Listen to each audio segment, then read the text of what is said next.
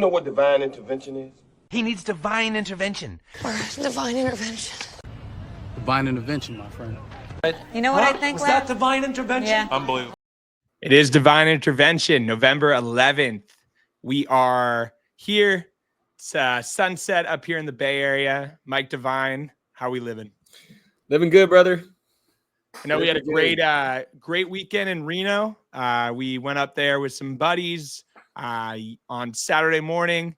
Went to this place, Pine Street Biscuits. Met up with Robbie Snelling. Former number 2 prospect for the Pods. Couldn't have been a nicer dude. Going to be rooting for him no matter what. Went to the casino. Went up a lot of money. Sports betting. All-time day. Back home Sunday. And now we're at Divine Intervention. It's November 11th, and we're going to talk some ball. We're going to have a good time, and we appreciate you listening wherever you're listening at. Big thing in the baseball world right now is, where is Roki Sasaki, the Japanese phenom, going to end up pitching? It was announced over the weekend that he will be posted and be a Major League Baseball player come opening day 2025. The rumors are the Dodgers, former, coming off a World Series championship, are the heavy favorites to land Roki Sasaki. Other kind of stories are that the Padres are in on it too, which I've heard. There's that picture floating around of Sasaki wearing the Padres shirt when he's playing ping pong. Mike Devine, give me your unbiased take on Roki Sasaki, where you think he ends up going, and how big of a deal this is, depending on where he ends up. Yeah, I mean, personally, I feel like it's a big deal where he ends up. He's under team control. I mean, it's arguably a more polished Ohtani pitching prospect than when he came over for the same cost, in a way. Like, it's a minor league deal, 6 years of control. Whoever gets him is going to be set up. I think it's pivotal for the Padres to do everything that they can to get him. And it'd be awesome.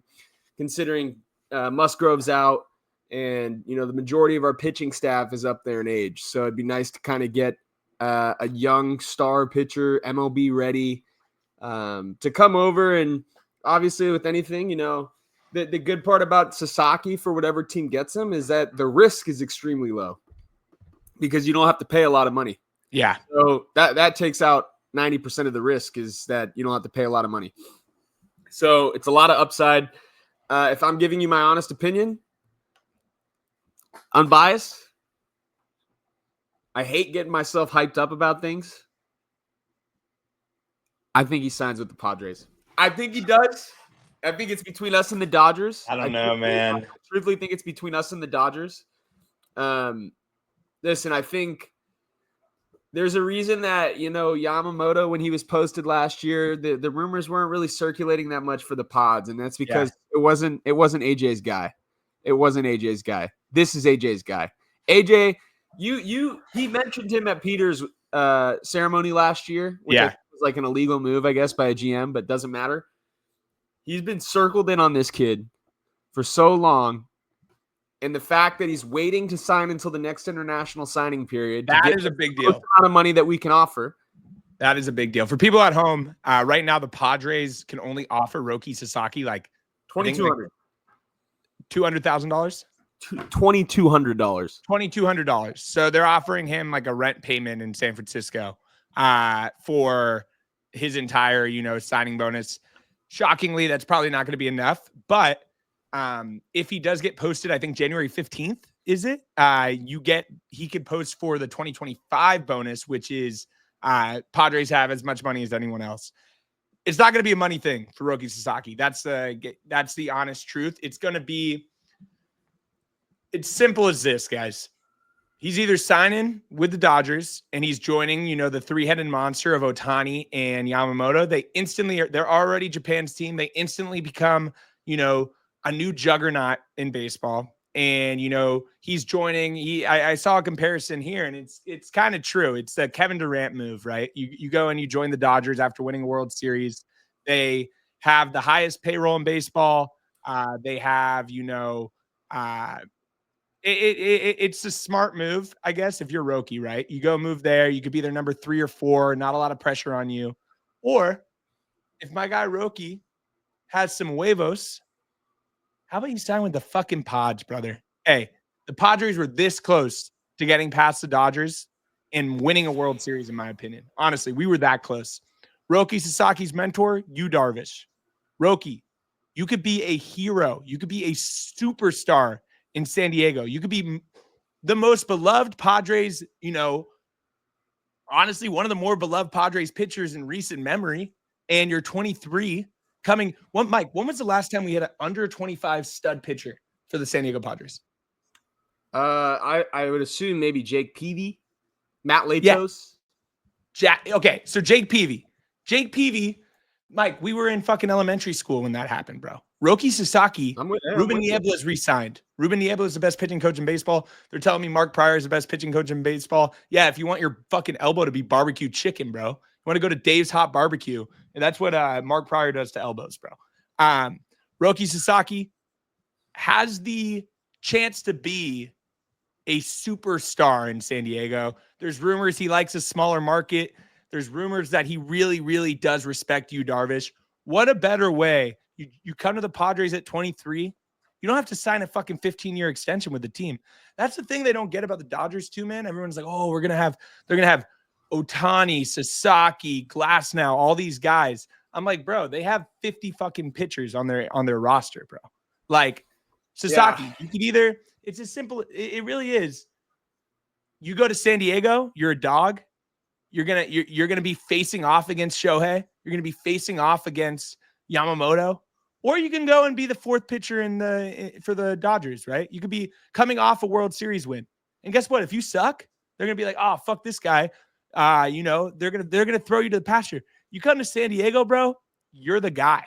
You're the guy. If you come to San Diego, you could go. Hey, he can go to LA and be the fourth and pitch against the fucking Rockies after the first series of the year, whoever they're playing, not even be in the first three, slots.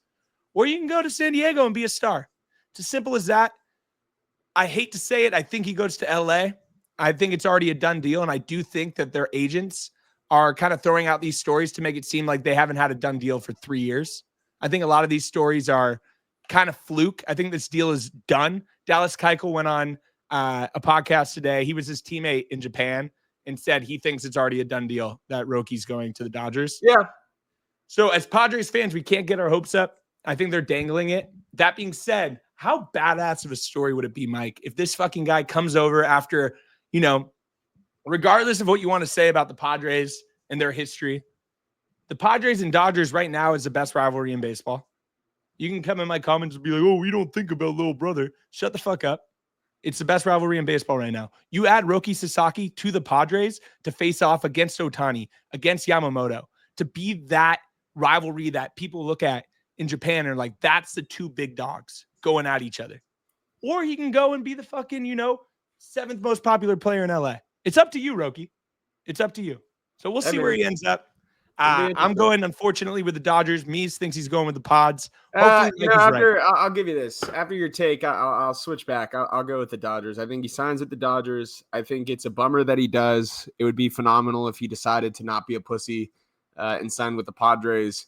But that being said, man, he's entitled to do whatever he wants to do and sign with whatever team he wants to. I will say I think it's hilarious that there's teams on the East Coast that think they're even remotely in the mix.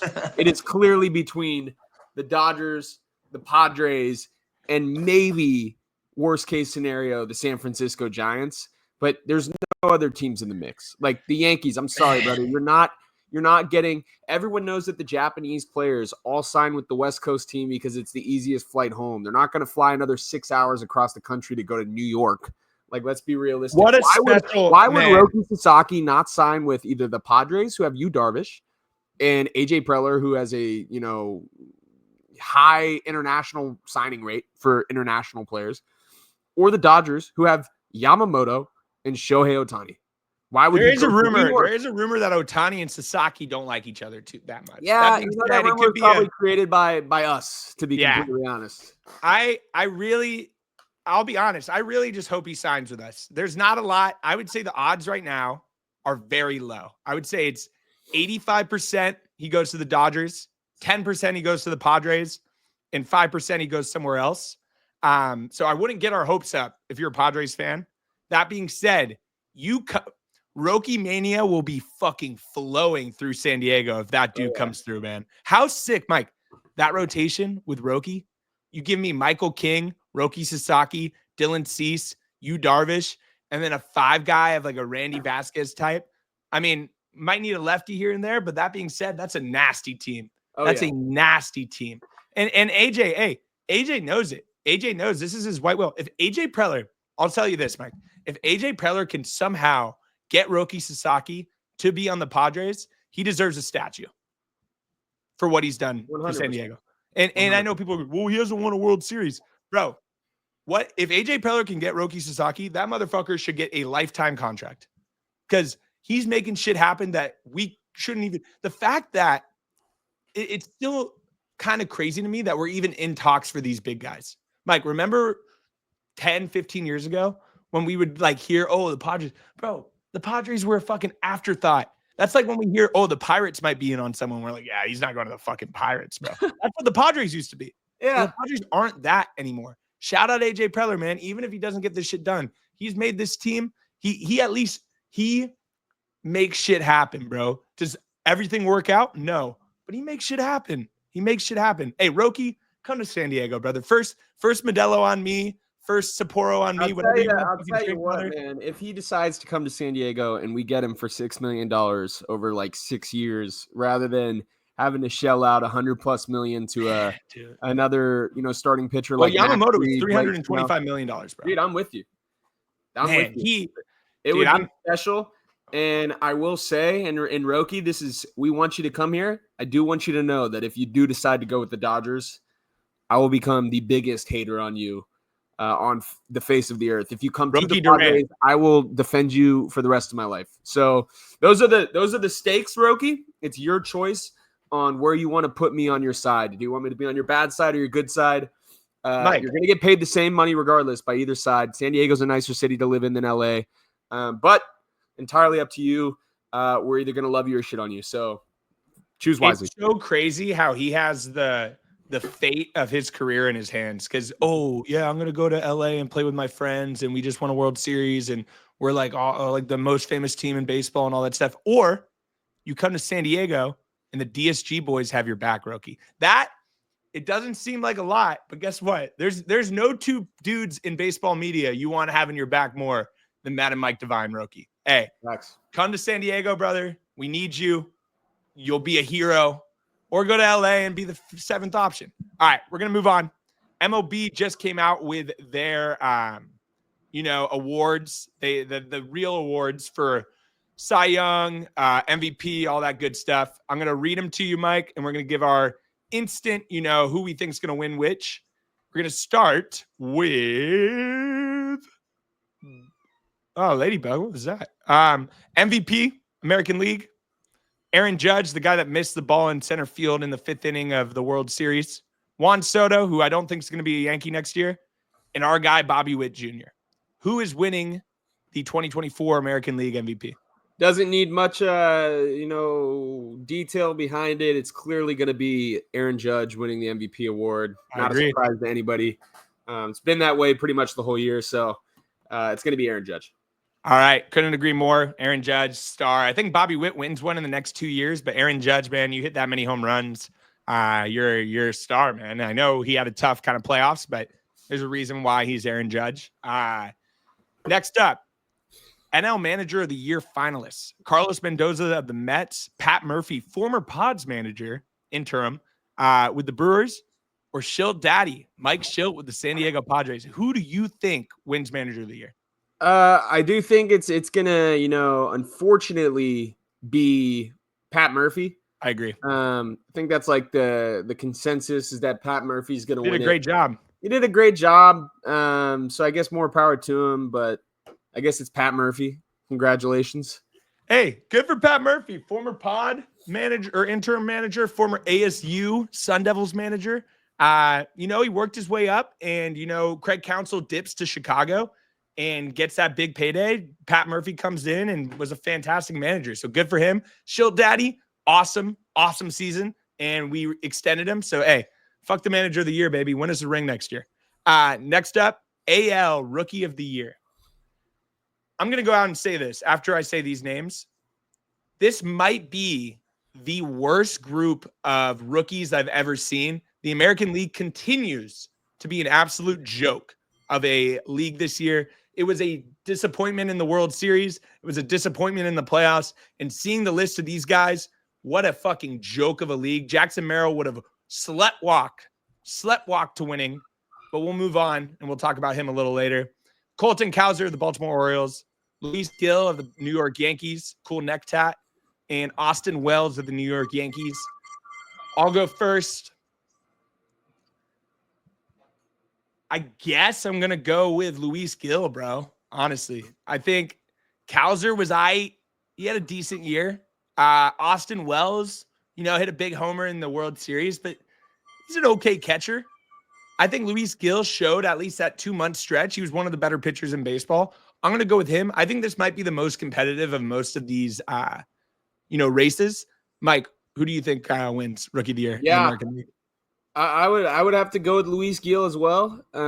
15 wins, 3 WAR. I was debating Colton Cowser. I think Colton Cowser's weak. He's a weak choice. I mean, any way you look at it, this is a weak choice. Somebody's going to get to say that they were the Rookie of the Year. None of these people are going to be worth a damn in the major leagues. Or none of these guys will eventually be a top. I wouldn't say that. 30, That's crazy. Top 30 player. None of them will ever be a top 30 player. I get that. I think you can make the argument. I think all three of them will have a decent career. They'll never be a top 30 player. And I think that the argument against that is that you could make the argument that next year, all 3 NL candidates have the shot of becoming a top 30. Paul Skeens already is. Jackson Merrill finished as a top 30 player this year. And Jackson Trio was right behind him. So it's like, we'll talk. Well, let's go into that because I was going to go into AL managers, but let's do that.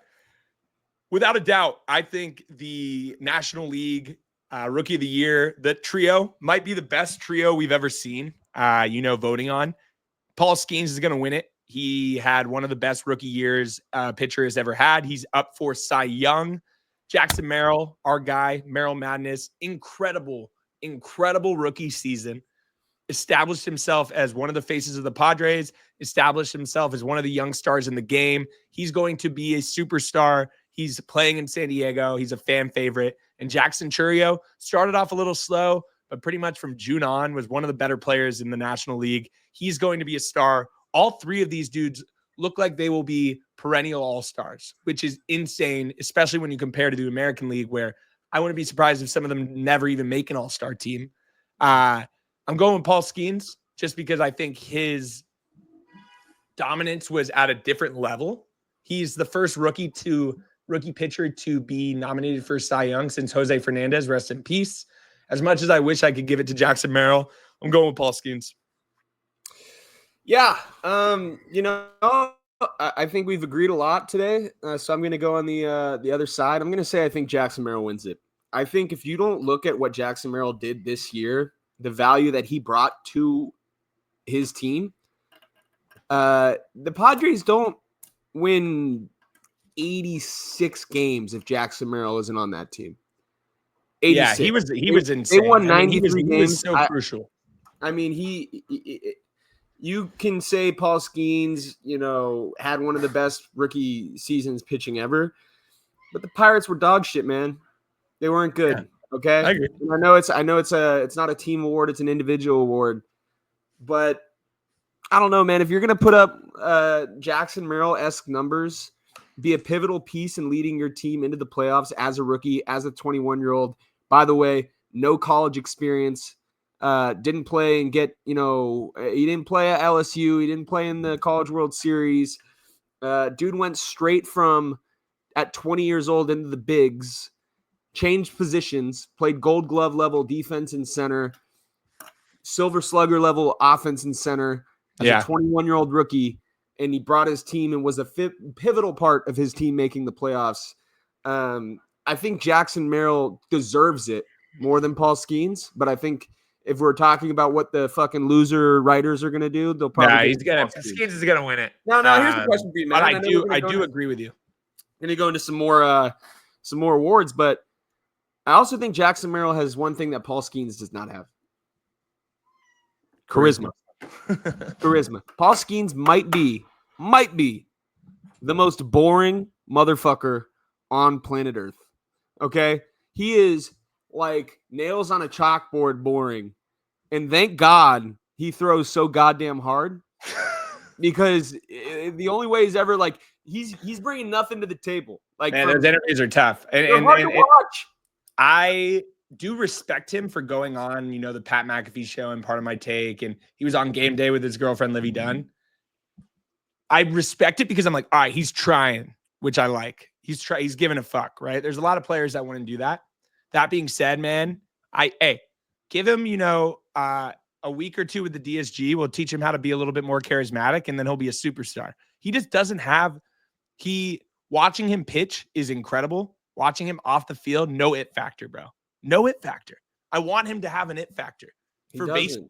For baseball, future. Him having an it factor, him having a little VAR. He's got no VAR, bro.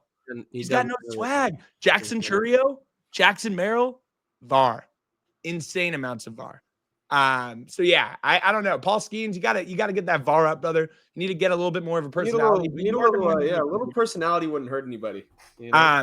AL Manager of the Year, AJ Hinch of the Tigers, Matt Quattaro of the Royals, Quattaro of the Royals, and Stephen Vogt. I won't lie, Mike.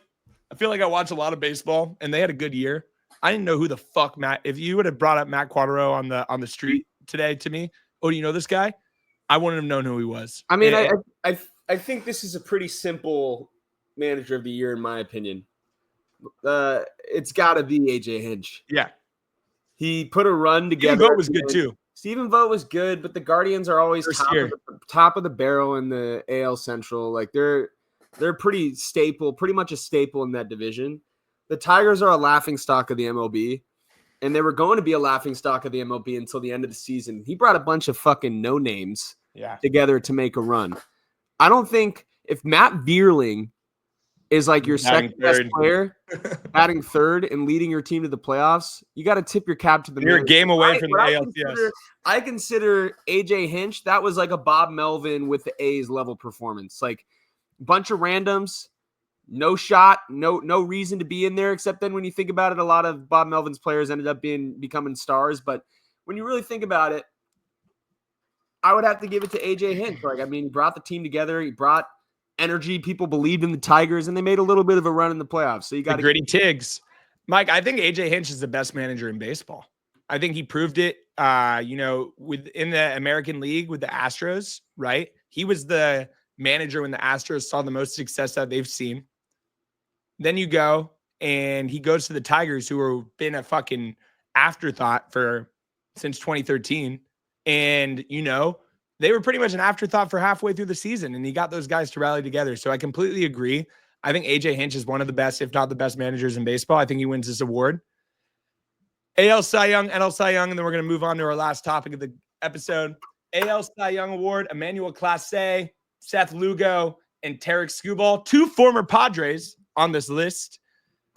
Tarek Skubal, without a doubt, this is going to be fucking the biggest blowout of any sort of, kind of voting. Tarek Skubal is a pitching development masterclass. This guy was a Seattle University, 9th round pick from the Tigers.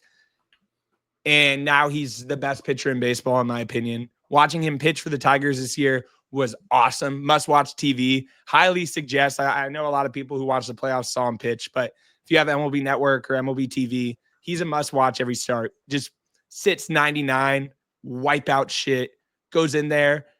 He's the opposite of Skeens too, man. That motherfucker is charismatic as shit on the mound, screaming after strikeouts. Tarek Skubal's a star. He's going to win this award soundly. Mike, what do you think? Yeah, I mean, it's pretty obviously Tarek. But with that being said, I do want to shout out Seth Lugo. Happy for him. Season. Sethy getting that finalist nod. Good for Sneaky Seth, gas man. Seth. Great, Sneaky fun gas guy Seth. to watch, fun guy to root for. Seems like a great dude. So happy for Seth getting that nod. He pitched really well this year, but he just ran into the guy that would win it probably in both leagues. If there was easily. unanimous Derek award. Skibell's best pitcher in baseball last year, without a doubt. On Seth Lugo, what an awesome development story as well. He's a reliever who was successful for the Mets, but wasn't necessarily great. And they turned him into a starter. Or he was kind of a starter reliever sort of thing. Goes to the Padres. It's kind of like a prove it deal. Hey, can you actually be a starter? Has a great year for San Diego. Underrated year. If 2023 ended up better, him and Waka would be looked at a lot differently because they were great for us. Mm-hmm. Both of them go to Kansas City, and Seth Lugo was awesome this year. Happy for him. Seems like a good dude. We'll be a fan for him for life. Last but not least, NL Cy Young Award winners. Chris Sale of the Atlanta Braves, who's also a comeback player of the year nominee. Paul Skeens, who we mentioned earlier, and Zach Wheeler, one of the most consistent pitchers of the last 10 years. I'll let you go first. I think this one might be a little close, but I'm curious. Yeah, dude. I think you got to go with Chris Sale. But yeah. I mean, you got to go with Chris Sale. Yep. Dude, if anything, could also win comeback player of the year. I thought Buddy was cooked. I thought his career was done. Comes back, gets traded from the Sox to the Braves. Has a Cy Young level season, 6 Great WAR, season. 30 starts, 225 Ks. It's not going to be unanimous, but I do think that he wins it for sure. What a season for Chris Sale. We got really lucky. The Padres missed him in that, NL wildcard series. That was awesome that we didn't have to face him because he is dominant. He pitched against the Pods a couple times this year. Watching him pitch this year, he looked like prime Chris Sale. And the fact that the Spencer Strider's coming back for the Braves, that 1-2 punch next year for Atlanta, going to be pretty nasty. You also look at that trade. The Red Sox have a great farm system. That being said, that trade has the potential to be looked at if Chris Sale has another 2 or 3 good years. One of the worst trades in recent baseball history. Vaughn Grisham played 14 games for the Red Sox last year and had a 500 OPS. I think that might be looked at as an all-time fleece job by Alex Anthopoulos and the Braves. So that's the awards for the Major League Baseball season that we're going with. I honestly think we're probably going to hit every single one because we know ball. But if we get them wrong, I don't think we did the NL MVP. I think we might have brushed past it. I mean, it's pretty obvious. It's also unanimous. NL MVP, what Ketel the LOL Marte. Mets want to say. Yeah, Ketel Marte, Francisco Lindor, and Ohtani. Ketel Marte, awesome season. He has been a Padres killer for 10 years, underrated as shit, and he finally started to get his flowers a little bit, obviously, with them coming runners-up in the World Series in 2023. And, Ketel Marte was great, but he's going to finish third. Second is going to be Francisco Lindor, who had one of his best seasons. He's an incredible player. He's going to be a Hall of Famer, and I feel like we don't appreciate him enough. I think Lindor is a really, really, really just solid fucking guy and solid ball player. And the winner of this award, which is crazy because he didn't even pitch this year, is Shohei Ohtani. You hit 50 homers and you steal 50 bases, you win the award. Yeah, right. There's not much more to say about it. It's pretty simple. He's pretty clearly the MVP, regardless of that one stretch where people thought Lindor had a shot. When in reality, Lindor put up pretty much the same numbers as Jackson Merrill. But it's no big deal. We're not going to harp on that. Happy for the Mets having that little run that they had. But reality strikes back next year. And, Shohei's clearly the MVP. Congratulations to him. Ipe really took the fall. Yeah, man. What a Ipe's watching in the cell like Sofia Gigante from Penguin. So yeah, we're going to end this ep real quick on a fun topic.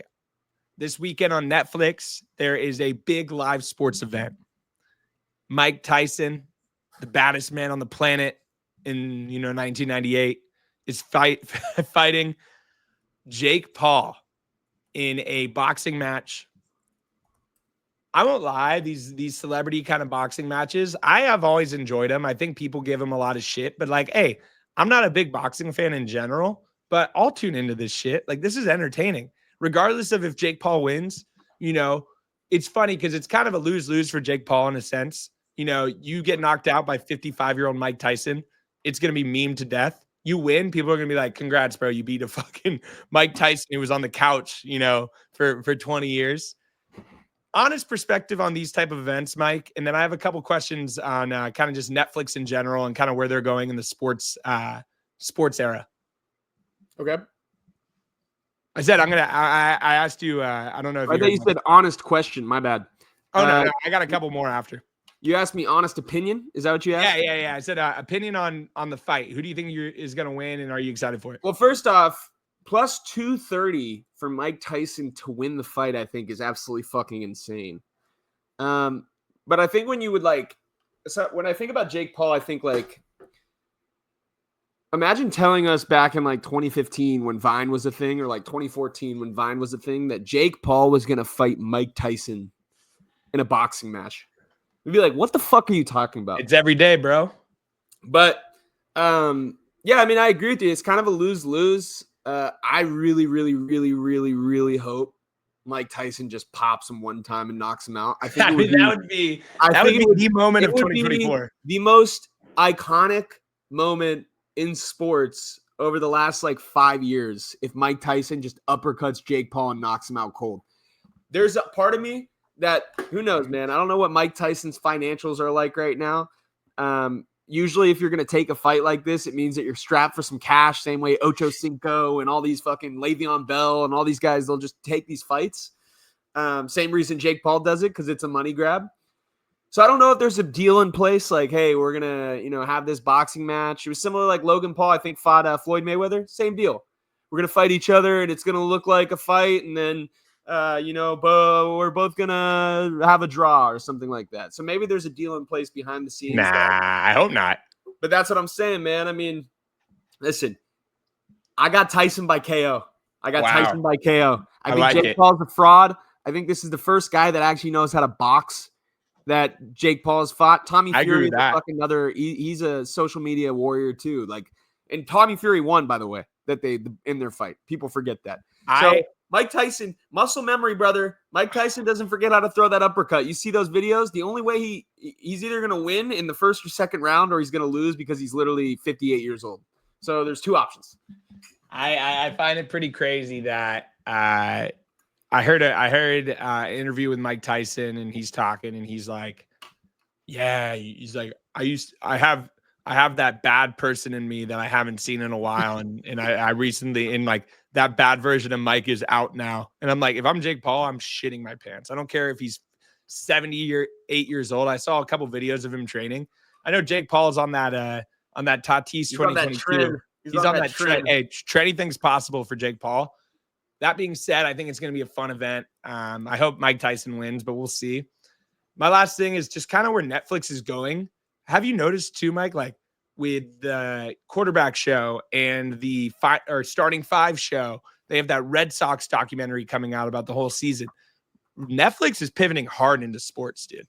They're coming out. They're going to have WWE live on Netflix. I think they're going to be hosting football games soon. You could tell Netflix is switching from, the Outer Banks sort of TV shows where they're putting their money into, and they're starting to do live sports. I'm curious. I kind of like it, dude. Oh, me I think too. It's awesome. Especially as sports guys, some of these documentaries, the recent Red Sox documentary they came out with, that story's been told a million times and it was still entertaining. They got some really good stuff. The Untold is pretty solid. So I guess last way to end the show, kind of if there was a documentary that hasn't been made that you would be interested in seeing by Netflix, what would it be on sports wise? Ooh, that's a tough one. It's a tough one, right? Spot there. Trying to think of some good sports stories. Yeah, I would maybe say a little glimpse in. We mentioned him a little earlier. I think the Jose Fernandez would have a good story. It's a great one. That would be, because listen, every good sports story, as fucked as it is, needs kind of a sad. It's all based off of a traumatic event, every good sports story, in my opinion. So Jose Fernandez getting his story told would be a good one, because that was, one of the most shocking deaths ever for at least baseball players, for sure. So that's up there. What else? I mean, also like maybe a World Series 2016 World Series documentary between the Cubs and the Guardians or Indians at the time. Both teams literally fighting for their first ever, I believe. Indians have never won a World Series, correct? Nope. Not since like the 50s. Yeah, so both were like literally cursed franchises going one head to head, mano a mano. I was going to say the 2001. I know there's a good YouTube documentary on them, but the 2001 Mariners, and how stacked that team was. Like, I feel like there's a lot of untapped potential, a lot of untapped shit, dude. Like, and you know, 30 for 30 is kind of what started it off with these sports docs. And as you know, sports fans, there's nothing more I want than good content. And Netflix has the best content in the game. HBO has great content too. I would say HBO's one pretty big drop in the Netflix, but you give me any docs, we're going to watch it. Appreciate everybody for tuning in to Divine Intervention tonight. Hit us up, like this if you can. Hit us with a subscribe if you're interested, and we'll be back next Monday. Peace.